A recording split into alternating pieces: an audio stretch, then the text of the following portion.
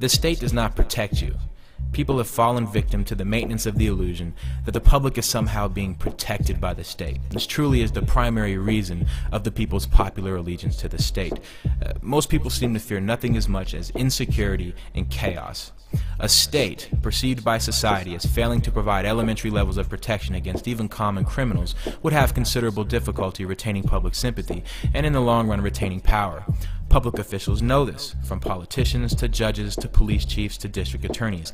They all recognize that they must be able to maintain at least the illusion of efficiency and honesty among large sectors of society, particularly the influential, in order to preserve popular support for themselves. When you really take a look at contemporary state-run justice systems, some of the features most expected are the features noticeably absent. It would be expected that the bulk of police resources would be allocated for the prevention of severe violence against people as the first order of business. Protection of the property of citizens against thieves and burglars and so on would be second, petty theft and minor assaults would be next, and victimless activities like drug use and prostitution would receive the least amount of attention or perhaps no attention at all. The problem is, the exact opposite is true. In some metropolitan areas, prostitution enforcement is the single largest item in the police budget. A study was conducted on 16 of the nation's largest cities. It was discovered that only 28% of reported violent crimes result in arrest. On average, police in these cities made as many arrests for prostitution as for all violent offenses. Boston, Cleveland, and Houston arrested twice as many people for prostitution as they did for all homicides, all rapes, all robberies, and all assaults combined, while perpetrators evaded arrest for 90% of these violent crimes. Many police departments also devote a full 50% of their resources to drug enforcement. At the same time, large numbers of homicides continue to go uninvestigated in major cities, and in poor communities, many police departments don't even gather fingerprints at the scene of ordinary burglaries, and that's if they even show up at all. So what's going on here? What's wrong here?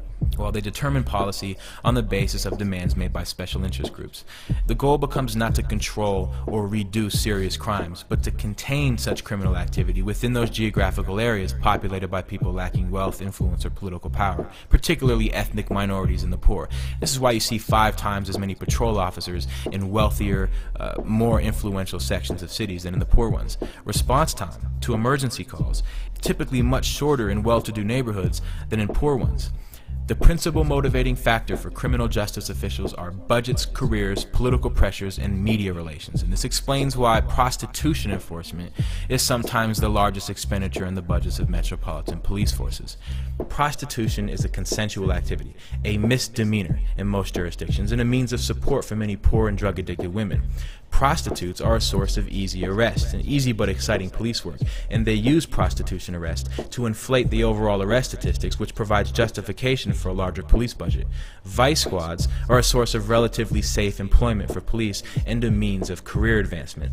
Opposition to prostitutes, particularly street prostitutes, who are the ones being persecuted by the police, comes primarily from well-to-do and politically connected business and civic interests who view the presence of prostitutes on the streets, or should I say their streets, as a threat to their own interests, their own class position and property values and lifestyle interests. So driving prostitutes out of middle-class areas becomes a more important law enforcement objective than preventing homicides and armed robberies in poor areas. Furthermore, campaigns against street prostitution receive a fair amount of media attention and consequently serve the public relations interest, giving the illusion that the state is, quote, cleaning up the streets. It's the same thing with drug enforcement. A handful of big political, economic, and cultural interest groups benefit substantially from organized state persecution of people who use and sell certain drugs. A fair amount of law enforcement activity is simply a cover for the pursuit of the agendas of private economic interest operating in collusion with government. They go after the enforcement of zoning and licensing laws and land use regulations, building codes, property maintenance requirements, prohibitions against vending and peddling or drinking or sleeping in public. And this serves primarily to advance the interest of larger businesses. This is how they increase the value of their property. They stifle competition from smaller ones and artificially inflate the value of the property of the relatively well-to-do by suppressing the activities of small property holders, small entrepreneurs, and the destitute. And the result is a decrease in affordable housing, a decrease in business opportunities, a decrease in employment, a decrease in cultural and recreational activities available for the poor.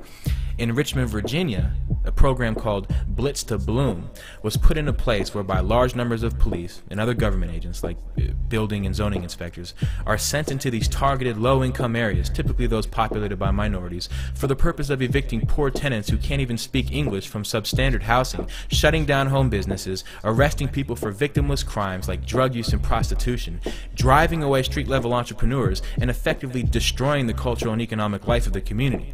These are government-financed efforts to tear down old residential buildings and replace them with newer, higher rent facilities and establish commercial operations on real estate confiscated from the previous owners through eminent domain. And then it's sold at below market value cost to these politically connected and commercial interests who are then put into place.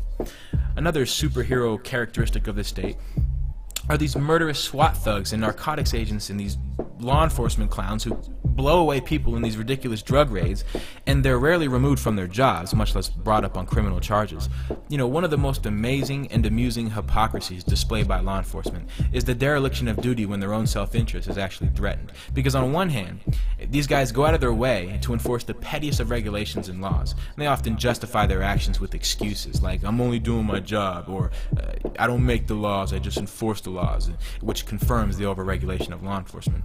But on the other hand, you know, this solemn commitment to the rule of law and their professional duty suddenly vanishes during moments of real danger. I mean, look at the LA riots in '92. The LAPD, who is supposed to be the largest and best trained police department in the world, turned and ran for cover. The police fled, while the property of small store owners was being destroyed. And then Korean merchants who were victims of racist attacks and defended their own property were later arrested for gun law violations. So, you know, there's your superhero state. What about the Columbine Massacre in '99, okay? All of these SWAT teams who are normally so bold in their attacks on the homes of drug suspects who, of course, aren't expecting them to kick in the door with tear gas. These cops hid for hours behind ambulances and fire trucks, cowering in fear of two teenage dickheads with ordinary handguns. So this is a state that can't even maintain law and order in its capital cities. It can't even maintain order in the event of natural disasters like, you know, the New Orleans floods. This empire is a house of cards that maintains an elaborate smoke and mirror show as a means of hiding its fundamental weakness and total incompetence. And as for the Americans' means of gunboat diplomacy, okay, we're talking about the same U.S. military that was defeated by ragtag insurgents in the jungles of Vietnam, was defeated in the mountains of Afghanistan, was defeated in the streets of Baghdad. So what kinds of conditions has this sorry-ass state of American criminal justice and protection from international threats really brought about? The state is like a superhero in a fat suit. The state is not protecting you. The state is protecting itself from you.